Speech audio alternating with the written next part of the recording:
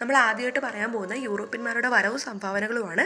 അതിൽ നമ്മുടെ ഇന്ത്യയിൽ കടൽ മാർഗ്ഗം കച്ചവടത്തിനെത്തിയ ആദ്യ യൂറോപ്യന്മാരെന്ന് പറഞ്ഞാൽ പോർച്ചുഗീസുകാരാണ്. അപ്പോൾ യൂറോപ്യന്മാർക്ക് ഇന്ത്യയിലേക്ക് പുതിയ കടൽ മാർഗ്ഗം കണ്ടുപിടിക്കേണ്ടി വന്നത് 1453 ഓട്ടോമൻ തുർക്കികൾ കോൺസ്റ്റാന്റിനോപ്പിൾ പിടിച്ചെടുത്തത് മൂലമാണ്. അപ്പോൾ കടൽ മാർഗ്ഗം ഇന്ത്യയിലെത്തിയ ആദ്യ യൂറോപ്യൻ ആരെന്ന് ചോദിച്ചാൽ വാസ്കോഡ ഗാമയാണ് കേട്ടോ. വാസ്കോഡ ഗാമ ഇന്ത്യയിലേക്കുള്ള ഐതിഹാസിക യാത്ര ആരംഭിക്കുന്നത് 1497 ലിസ്ബണിൽ നിന്നുമാണ്. വാസ്കോഡ ഗാമ ആദ്യമായി ഇന്ത്യയിലെത്തിയത് 1498 മെയ് 20-നാണ്. അപ്പോൾ എന്നാണ് 1498 മെയ് 20-നാണ് വാസ്കോഡ ഗാമ ആദ്യമായി ഇന്ത്യയിലെത്തുന്നത്. വാസ്കോഡ ഗാമയെ ഇന്ത്യയിലേക്ക് അയക്കുന്ന പോർച്ചുഗീസ് രാജാവാണ് മാനുവൽ ഒന്നാമനാണ് കേട്ടോ. മാനുവൽ ഒന്നാമനാണ് വാസ്കോഡ ഗാമയെ ഇന്ത്യയിലേക്ക് അയക്കുന്നത്. വാസ്കോഡ ഗാമ ഇന്ത്യയിൽ വന്നിറങ്ങിയ സ്ഥലം കാപ്പാടാണ്, കോഴിക്കോട് കാപ്പാടാണ് വാസ്കോഡ ഗാമ ഇന്ത്യയിൽ വന്നിറങ്ങുന്നത്. വാസ്കോഡ ഗാമ സഞ്ചരിച്ച കപ്പലിൻ്റെ പേരാണ് സെൻറ്റ് ഗബ്രിയേലാണ്. വാസ്കോഡ ഗാമ സഞ്ചരിച്ച കപ്പലിൻ്റെ പേര് സെൻറ്റ് ഗബ്രിയേലാണ്. വാസ്കോഡ ഗാമയുടെ കപ്പൽ വ്യൂഹത്തിൽ ഉണ്ടായിരുന്ന മറ്റ് കപ്പലുകളാണ് സെൻറ്റ് റാഫേലും ബെറിയോയുമാണ്. വാസ്കോഡ ഗാമ തിരിച്ച് ആദ്യത്തെ വരവ് കഴിഞ്ഞ് തിരിച്ച് ലിസ്ബണിലേക്ക് മടങ്ങിപ്പോകുന്നത് 1499-ലാണ്. വാസ്കോഡ ഗാമ ആദ്യമായി കേരളത്തിലെ കോഴിക്കോട് എത്തിയ വർഷം ഒരിക്കൽ എക്സാമിന് ചോദിച്ചിട്ടുണ്ട്. അത് 1498, മറക്കരുത്. 1498 മെയ് 20-ആണ്. വാസ്കോഡ ഗാമ രണ്ടാമതായി ഇന്ത്യയിലെത്തിയ വർഷം ഇമ്പോർട്ടൻ്റ് ആണ്, 1502-ലാണ്. അതുപോലെ തന്നെ വാസ്കോഡ ഗാമ മൂന്നാമതും അവസാനവുമായി ഇന്ത്യയിൽ വരുന്നത് 1524-ലാണ് കേട്ടോ. അപ്പോൾ വാസ്കോഡ ഗാമ രണ്ടാമതായി ഇന്ത്യയിൽ വരുന്നത് 1502-ആണ്.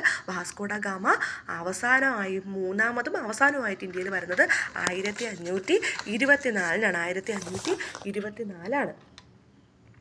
ഇനി വാസ്കോഡ ഗാമ പോർച്ചുഗീസ് വൈസ്രോയിയായി ഇന്ത്യയിലെത്തുന്നത് അവസാന വർഷമായ 1524-ലാണ്. വാസ്കോഡ ഗാമ അവസാനമായി ഇന്ത്യയിലെത്തുന്നത് 1524-ലാണ്. അന്ന് അദ്ദേഹം വരുന്നത് വൈസ്രോയി ആയിട്ടാണ്. വാസ്കോഡ ഗാമ ആ വർഷം തന്നെയാണ് അന്തരിക്കുന്നത്. 1524 ഡിസംബർ 24, ക്രിസ്മസിൻ്റെ തലേദിവസമാണ്, മറക്കരുത്.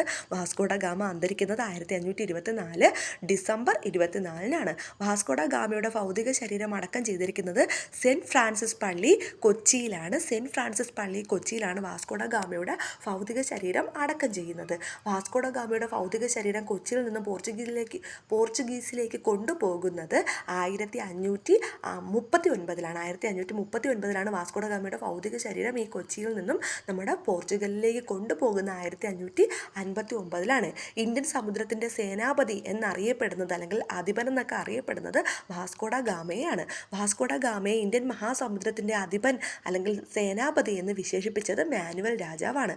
വാസ്കോഡ ഗാമയുടെ ഭൗതിക ശരീരം അടക്കം ചെയ്ത പോർച്ചുഗലിലെ പള്ളി ജെറോണിമസ് കത്തീഡ്രൽ, ലിസ്ബണിലെ ജെറോണിമസ് കത്തീഡ്രലിലാണ് ഇവിടെ കൊച്ചിയിൽ നിന്ന് കൊണ്ടുപോയി അടക്കം ചെയ്യുന്നത്.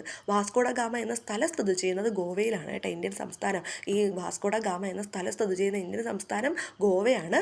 കരമാർഗം ഇന്ത്യയിൽ എത്തിയ ആദ്യ പോർച്ചുഗീസ് സഞ്ചാരി പെറോ ഡി കോവിൽഹയാണ്. കരമാർഗം ഇന്ത്യയിൽ ആദ്യമായി എത്തിയ പോർച്ചുഗീസ് സഞ്ചാരിയാണ് കോവിൽഹയാണ്. ആഫ്രിക്കയിലെ ശുഭപ്രദേശ മുനമ്പ് ചുറ്റി സഞ്ചരിച്ച ആദ്യ പോർച്ചുഗീസ് നാവികൻ ബർത്തലോമിയോ ഡയസ് ആണ് കേട്ടോ. അപ്പോൾ ആഫ്രിക്കയിലുള്ള ശുഭപ്രദേശ മുനമ്പ് ചുറ്റി സഞ്ചരിച്ച പോർച്ചുഗീസ് നാവികനായിരുന്നു ചോദിച്ചാൽ ബർത്തലോമിയോ ഡയസ് ആണ്. 1488-ലാണ്. വാസ്കോഡ ഗാമയുടെ പിൻഗാമിയായി ഇന്ത്യയിലെത്തിയത് പെട്രോ അൽവാരസ് കബ്രാളാണ്. അപ്പോൾ അൽവാരസ് കബ്രാളാണ് 1500-ലാണ് പെട്രോ അൽവാരസ് കബ്രാളാണ് വാസ്കോഡ ഗാമയുടെ പിൻഗാമിയായി ഇന്ത്യയിലെത്തുന്നത്. Petro Alvares കബ്രാളാണ് 1500. കൊച്ചിയിൽ പണ്ടകശാല സ്ഥാപിച്ച പോർച്ചുഗീസ് നാവികനും ഈ കബ്രാൾ തന്നെയാണ്. അൽവാരസ് കബ്രാളാണ് കൊച്ചിയിൽ പണ്ടകശാല സ്ഥാപിക്കുന്ന പോർച്ചുഗീസ് നാവികൻ അൽവാരസ് കബ്രാളാണ്. ഇന്ത്യയിലെ ആദ്യത്തെ പോർച്ചുഗീസ് വൈസ്രോയി എന്ന് പറയുന്നത് ഫ്രാൻസിസ്കോ ഡി അൽമേഡയാണ്. 1505 മുതൽ 1509 വരെയാണ് അദ്ദേഹത്തിൻ്റെ കാലഘട്ടം. അപ്പോൾ ഇന്ത്യയിലെ ആദ്യത്തെ പോർച്ചുഗീസ് വൈസ്രോയി അൽമേഡയാണ്. ഫ്രാൻസിസ്കോ ഡി അൽമേഡയാണ് ഇന്ത്യയിലെ ആദ്യത്തെ പോർച്ചുഗീസ് വൈസ്രോയി. 1505 മുതൽ 1509 വരെയാണ്. ശക്തമായ നാവികപ്പടയെ വളർത്തിയെടുക്കുന്നതിലൂടെ സമുദ്ര മേധാവിത്വം സ്ഥാപിച്ച് പോർച്ചുഗീസ് വ്യാപാരം വളർത്തുക എന്ന നയത്തെയാണ് നമ്മൾ നീലജല നയം എന്ന് പറയുന്നത്. അപ്പോൾ എന്താണ്? ശക്തമായ നാവികപ്പടയെ വളർത്തിയെടുത്തുകൊണ്ട് സമുദ്ര മേധാവിത്വം സ്ഥാപിച്ച് പോർച്ചുഗീസ് വ്യാപാരം വളർത്തുക എന്ന ലക്ഷ്യം, അല്ലെങ്കിൽ അങ്ങനെ ഒരു നയത്തെയാണ് നീലജല നയം എന്ന് പറയുന്നത്. ഇത് കൊണ്ടുവന്നത്, ഈ ഒരു നയം നടപ്പിലാക്കിയത് അൽമേഡയാണ്. നീലജല നയം നടപ്പിലാക്കിയത് ആരാണ്? അൽമേഡയാണ്. ഇന്ത്യയിലെ രണ്ടാമത്തെ പോർച്ചുഗീസ് വൈസ്രോയി അൽബുക്കർക്കാണ്. 1550 മുതൽ മുതൽ 1515 വരെയാണ് കേട്ടോ. ഇന്ത്യയിലെ രണ്ടാമത്തെ പോർച്ചുഗീസ് വൈസ്രോയി എന്ന് പറഞ്ഞാൽ അൽബുക്കർക്കാണ്. കാലഘട്ടം 1509 മുതൽ 1515 വരെയാണ്. ഇന്ത്യയിൽ പോർച്ചുഗീസ് സാമ്രാജ്യത്തിൻ്റെ സ്ഥാപകനായി അറിയപ്പെടുന്നത് അൽബുക്കർക്കിനെയാണ്. ഇന്ത്യയിലെ പോർച്ചുഗീസ് സാമ്രാജ്യത്തിൻ്റെ സ്ഥാപകനായി അറിയപ്പെടുന്നത് അൽബുക്കർക്കിനെയാണ്. ഇന്ത്യയിലെ പോർച്ചുഗീസ് സാമ്രാജ്യത്തിൻ്റെ സ്ഥാപകനായി അറിയപ്പെടുന്നത് അൽബുക്കർക്കിനെയാണ്. ഇനി കോഴിക്കോട് നഗരം ആക്രമിച്ച പോർച്ചുഗീസ് വൈസ്രോയിയും അൽബുക്കർക്ക് തന്നെയാണ്. കോഴിക്കോട് നഗരം ആക്രമിച്ച പോർച്ചുഗീസ് വൈസ്രോയി അൽബുക്കർക്കാണ്. ഇന്ത്യയിലെ പോർച്ചുഗീസ് കോളനി വൽക്കരണത്തിന് നേതൃത്വം നൽകിയതും അൽബുക്കർക്കാണ്. പോർച്ചുഗീസുകാരും ഇന്ത്യക്കാരും തമ്മിലുള്ള വിവാഹത്തെ, അതായത് മിശ്ര കോളനി വ്യവസ്ഥ പ്രോത്സാഹിപ്പിച്ചതും അൽബുക്കർക്കാണ്. പോർച്ചുഗീസുകാരും ഇന്ത്യക്കാരും തമ്മിലുള്ള വിവാഹത്തെ പ്രോത്സാഹിപ്പിച്ചത് അൽബുക്കർക്കാണ്. പോർച്ചുഗീസ് ആസ്ഥാനം കൊച്ചിയിൽ നിന്നും ഗോവയിലേക്ക് മാറ്റിയത് അൽബുക്കർക്കാണ്. പോർച്ചുഗീസ് ആസ്ഥാനം കൊച്ചിയിൽ നിന്നും ഗോവയിലേക്ക് മാറ്റുന്നത് അൽബുക്കർക്കാണ്. അപ്പോൾ പോർച്ചുഗീസുകാരുടെ സംഭാവനകളെന്ന് പറയുന്നത് ഒന്ന് മാനുവൽ കോട്ടയാണ്. ഇന്ത്യയിലെ യൂറോപ്യന്മാർ നിർമ്മിച്ച ആദ്യ കോട്ട മാനുവൽ കോട്ടയാണ് കേട്ടോ. കൊച്ചിയിലാണ് നിർമ്മിക്കുന്നത്. 1503 കൊച്ചിയിലാണ് മാനുവൽ കോട്ട നിർമ്മിക്കുന്നത്. അപ്പോൾ ഇന്ത്യയിലെ യൂറോപ്യന്മാർ നിർമ്മിച്ച ആദ്യ കോട്ട ഏതാണ്? മാനുവൽ കോട്ടയാണ്. 1503 കൊച്ചിയിലാണ്. ഇന്ത്യയിലെ ഏറ്റവും പഴയ യൂറോപ്യൻ നിർമ്മിതിയും മാനുവൽ കോട്ട തന്നെയാണ്. മാനുവൽ കോട്ടയെ മറ്റ് പേരുകൾ പഠിച്ചോളണം. പള്ളിപ്പുറം കോട്ട, വൈപ്പിൻ കോട്ട, ആയക്കോട്ട, അഴീക്കോട്ട, കൊച്ചിൻ കോട്ട എന്നീ പേരുകളിലൊക്കെ അറിയപ്പെടുന്ന മാനുവൽ കോട്ടയാണ്. മാനുവൽ കോട്ട പണി കഴിപ്പിച്ചത് അൽബുക്കർക്കാണ്. മാനുവൽ കോട്ട പണി കഴിപ്പിച്ചത് ആരാണ്? അൽബുക്കർക്കാണ്. അടുത്തത് കണ്ണൂരിലെ സെൻറ്റ് ആഞ്ചലോ കോട്ട നിർമ്മിച്ചത് അൽമേഡയാണ്. കണ്ണൂരിലെ സെൻറ്റ് ആഞ്ചലോ കോട്ട നിർമ്മിച്ചത് അൽമേഡയാണ്. 1505 അൽമേഡയാണ് കണ്ണൂരിലെ സെൻറ്റ് ആഞ്ചലോ കോട്ട നിർമ്മിച്ചത് അൽമേഡയാണ്. 1505 കുഞ്ഞാലിമരക്കാരുടെ ആക്രമണം നേരിടാനായി 1531 പോർച്ചുഗീസുകാർ നിർമ്മിച്ചത് ചാലിയം കോട്ടയാണ്. കുഞ്ഞാലിമരക്കാരുടെ ആക്രമണം നേരിടാനായിട്ട് 1531 പോർച്ചുഗീസുകാർ നിർമ്മിച്ച കോട്ടയാണ് ചാലിയം കോട്ട. കോഴിക്കോട് ചാലിയം കോട്ടയാണ്. ചാലിയം കോട്ട പണിത പോർച്ചുഗീസ് ഗവർണർ നുനോ ഡ കുൻഹയാണ്. അപ്പോൾ എന്താണ്? ചാലിയം കോട്ട പണിത പോർച്ചുഗീസ് ഗവർണറാണ് നുനോഡ കുൻഹയാണ്. സാമൂതിരിയുടെ ഖണ്ഡത്തിലേക്ക് നീട്ടിയ പീരങ്കി എന്നറിയപ്പെടുന്ന ചാലിയം കോട്ടയാണ്. സാമൂതിരിയുടെ ഖണ്ഡത്തിലേക്ക് നീട്ടിയ പീരങ്കി ചാലിയം കോട്ടയാണ്. ചാലിയം കോട്ട തകർക്കുന്നത് കുഞ്ഞാലി മരക്കാർ മൂന്നാമനാണ് കേട്ടോ. കുഞ്ഞാലി മരക്കാർ മൂന്നാമനാണ് ചാലിയം കോട്ട തകർത്തത്. കുഞ്ഞാലി മരക്കാർ മൂന്നാമനാണ്. ചാലിയം കോട്ടയിലെ വിജയത്തെ പ്രകീർത്തിച്ചുകൊണ്ട് ഗാസി മുഹമ്മദ് 16-ാം നൂറ്റാണ്ടിൽ എഴുതിയ അറബിക് കാവ്യമാണ് ഫത്ഹുൽ മുബീൻ എന്ന് പറയുന്നത്. വ്യക്തമായ വിജയമെന്ന അറിയപ്പെടുന്ന ഫത്ഹുൽ മുബീനാണ് ചാലിയം കോട്ടയിലെ വിജയത്തെ പ്രകീർത്തിച്ചുകൊണ്ട് ഖാസി മുഹമ്മദ് എഴുതിയ കൃതിയാണ്. 16-ാം നൂറ്റാണ്ടിൽ പോർച്ചുഗീസുകാർ ഇന്ത്യയിൽ പരിചയപ്പെടുത്തിയ വാസ്തുവിദ്യയാണ് ഗോത്തിക് ശൈലിയാണ്. 16-ാം നൂറ്റാണ്ടിൽ പോർച്ചുഗീസുകാർ ഇന്ത്യയിൽ പരിചയപ്പെടുത്തുന്ന വാസ്തുവിദ്യ ശൈലി എന്ന് പറയുന്നത് ഗോത്തിക് ശൈലിയാണ്. ഇന്ത്യയിലെ ഗോത്തിക് ശൈലിയിൽ പോർച്ചുഗീസുകാർ നിർമ്മിച്ച പള്ളികളാണ് സെൻറ്റ് ഫ്രാൻസിസ് പള്ളി കൊച്ചി, ബോം ജീസസ് പള്ളി ഗോവ എന്നിവയാണ്.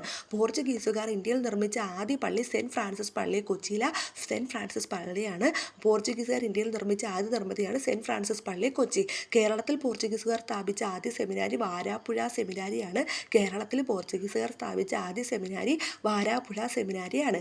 കൊച്ചി രാജാവായിരുന്ന വീരകേരളവർമ്മയ്ക്ക് പോർച്ചുഗീസുകാർ നിർമ്മിച്ചു നൽകിയ കൊട്ടാരമാണ് മട്ടാഞ്ചേരി പാലസാണ്. അപ്പോൾ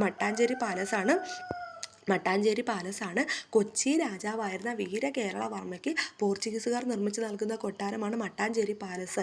മട്ടാഞ്ചേരി പാലസാണ് 1555 ഇത് പിന്നീട് ഡച്ചുകാർ പുതുക്കി പണിതതോടെ ഡച്ച് കൊട്ടാരം എന്നാണ് ഇതിനെ പിന്നെ അറിയപ്പെടുന്നത്. 1663 മുതലാണ് അങ്ങനെ അറിയപ്പെടാൻ തുടങ്ങിയത്.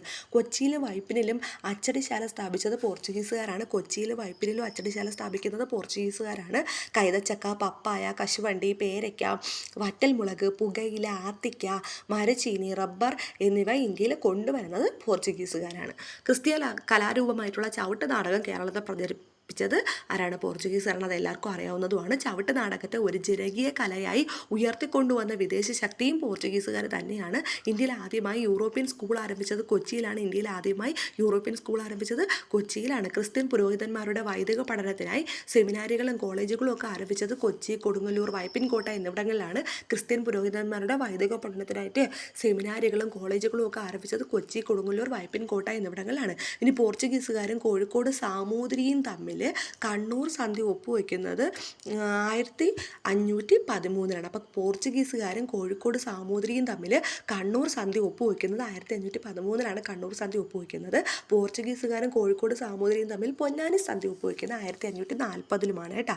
കുഞ്ഞാലി മരക്കാർ നാലാമനെ പോർച്ചുഗീസുകാർ ഗോവയിൽ വെച്ച് വധിക്കുന്നത് 1600 കുഞ്ഞാലി മരക്കാർ നാലാമനെ പോർച്ചുഗീസുകാർ ഗോവയിൽ വെച്ച് വധിക്കുന്നത് 1600 കുഞ്ഞാലി നാലാമനെ സാമൂതിരിയുടെ സമ്മതത്തോടു കൂടി യുദ്ധത്തിൽ പിടികൂടി ഗോവയിൽ കൊണ്ടുപോയി വധിച്ച് മൃതദേഹം വെട്ടി നുറുക്കി പല സ്ഥലങ്ങളിലായിട്ട് പ്രദർശിപ്പിക്കുകയാണ് ചെയ്യുന്നത്. കേരളത്തിലെ പോർച്ചുഗീസ് അതിക്രമണങ്ങളെക്കുറിച്ച് സൂചന നൽകുന്ന ഷെയ്ഖ് സൈനുദ്ദീൻ രചിച്ച കൃതിയാണ് തുഖ്ഫത്തുൽ മുജാഹിദീനാണ് കേട്ടോ.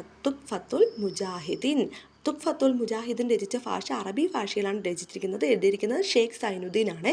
പോർച്ചുഗീസുകാർക്കെതിരായി യുദ്ധം ചെയ്യാൻ മുസ്ലിങ്ങളോട് ആഹ്വാനം ചെയ്യുന്ന കൃതിയാണ് ഈ തുഖ്ഫത്തുൽ മുജാഹിദീൻ എന്ന് പറയുന്ന കൃതിയിൽ ഈ ഷെയ്ഖ് സൈനുദ്ദീനാണ് ഇത് എഴുതിയിരിക്കുന്നത്. ഇതിൽ പോർച്ചുഗീസുകാർക്കെതിരെ യുദ്ധം ചെയ്യുവാൻ മുസ്ലിങ്ങളോട് ആഹ്വാനം ചെയ്യുന്ന ഒരു കൃതിയാണ് തുഖ്ഫത്തുൽ മുജാഹിദീൻ എന്ന് പറയുന്നത്. ഇനി പോർച്ചുഗീസുകാരിൽ നിന്ന് മലയാളത്തിലേക്ക് ലഭിച്ച ചില പദങ്ങളാണ്, അതൊന്ന് അറിഞ്ഞിരുന്നാൽ മതി. ലേലം, ഫാക്ടറി, മുറം, പതക്കം, കൊന്ത, കുമ്പസാരം, വികാരി, ചാവി, ജനൽ, മേശ, കസേര, ബെഞ്ച്, വരാന്ത, റാന്തൽ, വിജാഗിരി, അലമാര, ചായ, മേസ്തിരി, കുശിനി മുതലായവയൊക്കെ ഈ പോർച്ചുഗീസുകാരിൽ നിന്ന് മലയാളത്തിലേക്ക് ലഭിച്ച പദങ്ങളാണ്. അതിൽ കിടക്കുന്നതുകൊണ്ട് ഞാനൊന്ന് വായിച്ചെന്നേ ഉള്ളൂ.